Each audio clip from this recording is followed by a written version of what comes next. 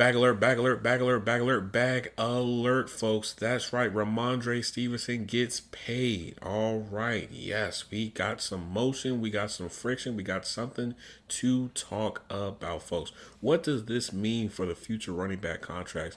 And will running back contracts ever exceed to the $20 million mark? We're going to talk about all about this. This is a packed episode, a lot of twists and turns, but trust me, follow me. I'll lead you all the way through. I am your host, your GM, your favorite GM who still is not on the team right now. Kale, let's get it.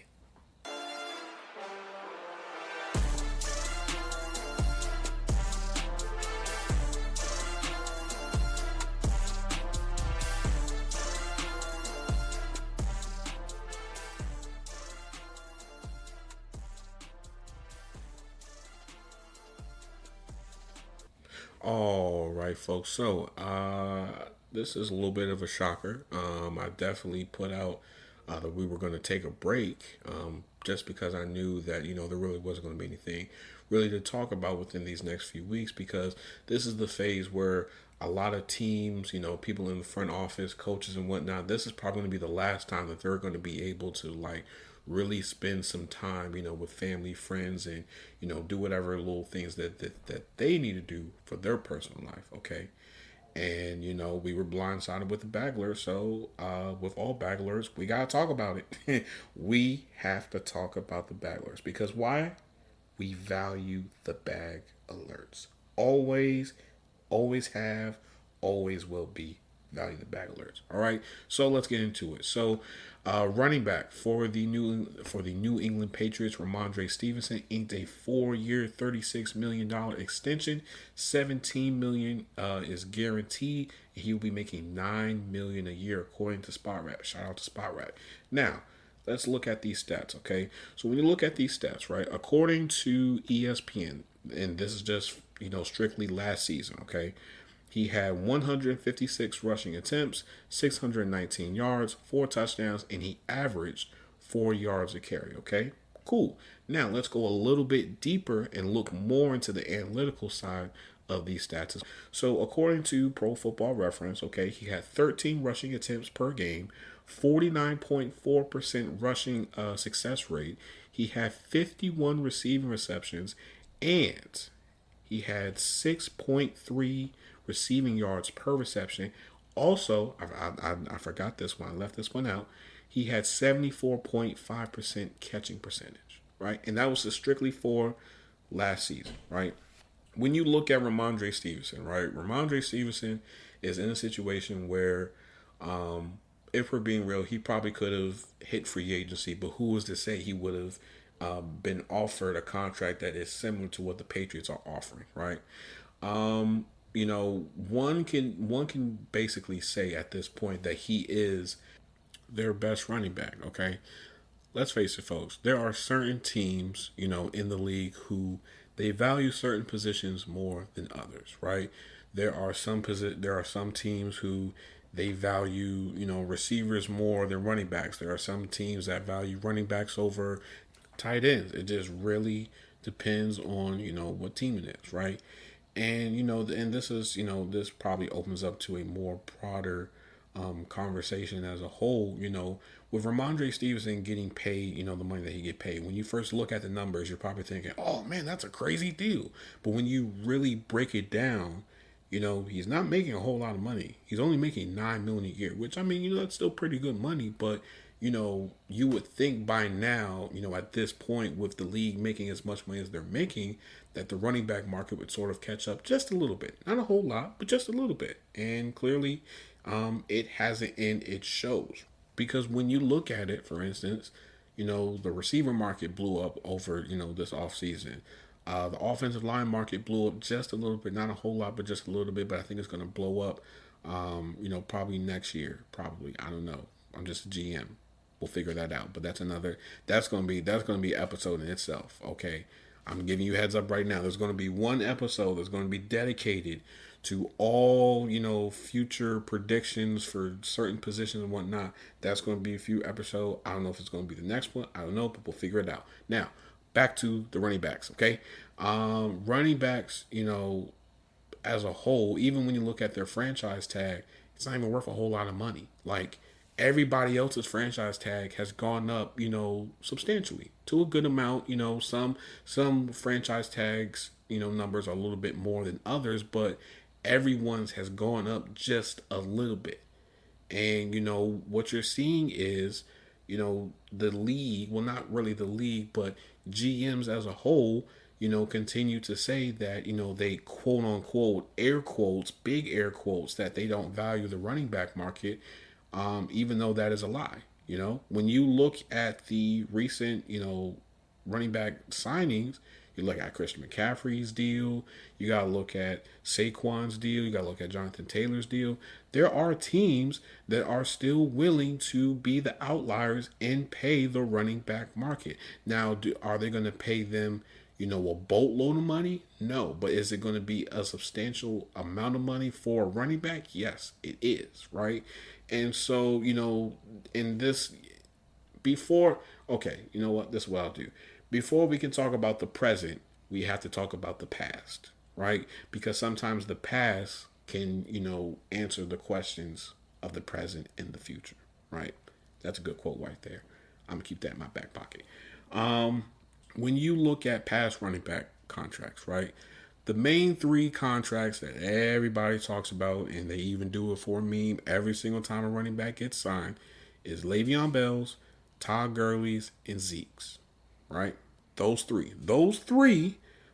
contracts are contracts that were just completely bad, from the moment that they were announced and the moment that they were signed. They were just bad contracts, and we're going to talk about it right now. So, when you look at Le'Veon's deal when he signed with the Jets, right? He inked a 4-year, $52 million deal. At that time, that was a lot of money, and so he got a $8 million signing bonus. He was guaranteed $27 million at signing. He had $27 million of total guarantees, and he was making $13.2 million a year, right? When you look at Todd Gurley's deal when he was with, when he was still with the Rams, he inked a 4-year, $57.5 million deal, a $21 million signing bonus, $21.9 million was guaranteed at signing, $45 million in total guarantees, and he was making $14.3 million a year, right? When you look at Zeke's, now the only thing with Zeke's, it's a little bit weird because he was still on his rookie deal, and I think he still had, 2 years left on his deal, on his rookie deal before, they could start doing any of those things. But that's another story for another day, right? With his deal, 6 years, $90 million, $7.5 million signing bonus, $28 million guaranteed at signing, $50 million in total guarantees, and he was making $15 million a year. Now, when you look at those numbers, those are some pretty crazy numbers at that time, for running backs, because at that time, the league was still paying, those type of running backs a high amount of money because you had, these three running backs who their skill set was just amazing, and every single time that they got the ball, it just seemed like they always made magic, especially with Le'Veon and Todd Gurley, right? And so, they definitely fought tooth and nail for their deals, and they finally got them. But the problem is that when they got the deals, in some ways, it messed up the running back market because for that period, from the time that they got those deals up until now, there wasn't a lot of running backs that were getting paid, cuckoo for Cocoa Puffs type of money. They weren't.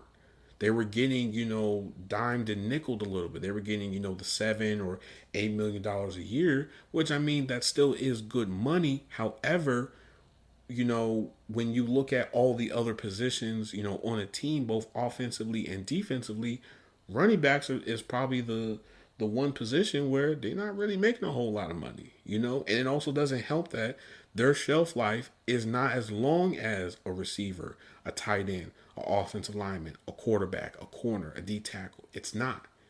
A majority of their prime years is used up where? In college.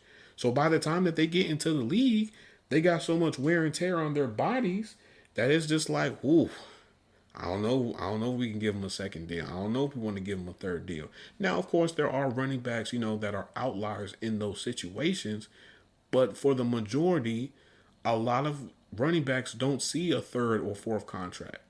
It's rare. It's very rare. The only person I could think of right now who was still getting contracts, even as he got older, was Adrian Peterson, right? Because even though Adrian Peterson didn't have, that sort of explosive speed that he used to have when he was younger, guess what? He still had that power. He could still run up the middle, truck you over, run two or three people over, and get you a first down and more, right? But now what you see is, someone like a Christian McCaffrey. I wouldn't be surprised if he gets maybe one more extension. I wouldn't be surprised. Just because of he can, double as a slot receiver and he's also a receiving back. I wouldn't be surprised. I just wouldn't. And so, what you see is teams, are going to fight a little bit harder when it comes to giving, extensions. They're going to do that. Okay. Case in point with Alvin Kamara right now. He's not, I wouldn't say he's holding out, but he wants more money. Because why? He's, one of the best running backs in the league right now. He is, and he plays a very pivotal role on that Saints offense.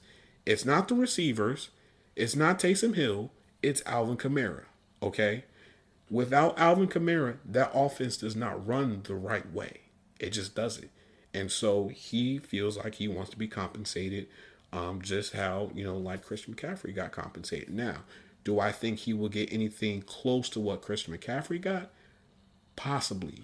It may not be 19, but I wouldn't be surprised if you get maybe, 18.5, 18.9, or they're not going to get to 19, but they're going to try to get as close as they can to 19, right? And so, I say all that to say this, right? Now, going, full circle and everything. When you look at those past contracts, those were really bad. But when you look at the recent contracts, for running backs, look at Christian McCaffrey's deal, right? He inked a 2-year, $38 million extension with the Niners, $14.2 million signing bonus, $24 million guaranteed at signing, $24 million in total guarantees, and he's making $19 million a year, right? When you look at Saquon, when he signed with the Eagles, right? He inked a 3-year, $37.7 million deal, right? $11.6 million signing bonus, $26 million guaranteed at signing, $26 million in total guarantees, $12.5 million a year. When you look at Jonathan Taylor's extension to stay with the Colts, right? 3 years, $42 million, $10.2 million signing bonus, $19.3 million guaranteed at signing, $26.5 million in total guarantees, $14 million a year, right? Those three running backs alone are what you would classify as the outliers of the running back market because of their skill set and how much of a pivotal role that they play on that offense, right? And so, when you have those type of players, of course they're going to demand a lot of money. But when you look at, the free agency running back market next year, right? For instance, you have James Conner, Aaron Jones, and Nick Chubb, just to name a few, right? When you look at their deals that they got recently, James Conner, 3 years, $21 million, $6 million signing bonus, $13.5 million guaranteed at signing, $7 million a year. When you look at Aaron Jones's deal when he signed with the Vikings, 1 year, $7 million, right? $4 million signing bonus, $7 million guaranteed at signing, $7 million a year. Nick Chubb, that situation is a little bit more unique in itself because that was sort of a restructure simply because they wanted to get some money back, with the injury that he had last season and whatnot. That's a weird situation in itself as well. His was a 1 year, $2.2 million, quote unquote extension, $925,000 signing bonus, $925 guaranteed at signing, $2.27 million a year, right? So there's tiers, there's levels to this thing, right? You have you have the big fish, Christian McCaffrey, Saquon Barkley's, Jonathan Taylor's, Alvin Kamara's of the world. Then you have the Nick Chubbs, the Aaron Jones, the James Connors of the world. And then you have, everybody else, right? If we're being real here, if we're really, really, really, really being real here, the running back market, in my mind, is probably not going, well, No, it probably will. It is probably going to crest that 20 million mark. There is going to be a team that they're going to be so desperate in landing a certain type of running back that they will be willing to hit that $20 million mark. Now, do I know who the running back is? Do I know who the team is? No, I don't, because I don't have a crystal ball right in front of me. But I can guarantee you this: if Christian McCaffrey still wants to play, and he is still playing at an elite level 2 years from now, I guarantee you he will hit that $20 mark. I guarantee it. It's either going to be him, Alvin Kamara, or is there anybody else I can think of? Anybody else? No, I think those are probably the only two right now that I could think of that can, hit that mark. And even then, when we look at this thing a little bit deeper, right? When you look at the majority of playoff teams, what do they all have in common? I'll let you think about it for a second. Better yet, I'll just give you the answer. They all value the running back. Now, some of the teams value the running back position a little bit more than others, but they all value the running back in some position. In some way, right? You look at the 49ers, Christian McCaffrey. You look at the Dolphins. They got Raheem Mostert, David Achane, and they just drafted somebody else. When you look at the Eagles, they got Saquon. When you look at the Ravens, they got Derrick Henry, and then they also have Keaton Mitchell and whatnot. When you look at the Chiefs, they still have Isaiah Pacheco, and I think they have Clyde Edwards-Helaire as well. So you cannot tell me at this point, at this juncture, that teams do not value the running back as a whole. You cannot tell me when the Super Bowl teams have a above average to an elite running back on their team. You just can't tell me that. Now there are some some playoff teams that have the 1-2 punch combination with running backs, and then there's some who they don't need that. They have the primary back, they have the guy at the running back position. But I say all that to say this, and I'll probably just end it right here. Didn't want to really stretch this thing out too long. Didn't want to make a long and drawn out episode that just doesn't make any sense. But I will say this, and this will be my final statement: the running back market has to get properly compensated for the things that they do week in and week out. You cannot tell me, nor can you show me a team or a highlight where basically there's not the running back doing something crazy. They're not, going off for 30 yards untouched, or a crazy juke move, or they make, the game-winning touchdown or something like that. You can't tell me that. You can't. And it shows with history in the NFL. Some of the greatest football players that we all know and love are what? Running backs. Barry Sanders, LaDainian Tomlinson, Adrian Peterson, Jerome Bettis, right? Emmitt Smith. All of those guys. Walter Payton, right? There is a clear-cut, path that shows that the running back market is very influential in the league. It's just you have GMs who are, I wouldn't say cheap, but they just value certain positions more than others. And, the league cycle, as I call it, are in a phase where you have to have the receiver. If you don't have the number one receiver, and if you don't have a crazy skilled quarterback, then you don't have nothing. But you're going to see that phase start to wane off a little bit, especially with this upcoming draft where it's going to be defensive driven. Teams are going to want to value running backs more, right? So I'm going to leave it right there. That's going to be a bigger topic for another time. Thank you guys so much for listening to this quick little episode of Football's Junkies podcast. If you guys love what you are listening, please leave a 5-star review. Download the episodes, because that allows us to analyze and see what can we give our fellow junkies the fix that they need, okay? Also, we have the TikTok page is up, Football Junkies Pod. Again, that's Football Junkies Pod. Run over there and follow us over there. We're going to be uploading some clips and content as well over there. Follow us on YouTube, Football Junkies Pod as well. Also, follow us on Instagram at football_junkies pod. That's right, football_junkies pod. You can listen to this, this great podcast on any streaming platform that you listen to podcasts. And as always, I hope I gave you guys this quick fix that you guys need just to carry us, through this crazy little break that we're in right now. I have to go back into the lab to look at more film, to research more things so I can give you guys more information and a better fix than this one. All right. Peace and love. I love you guys. I'm out.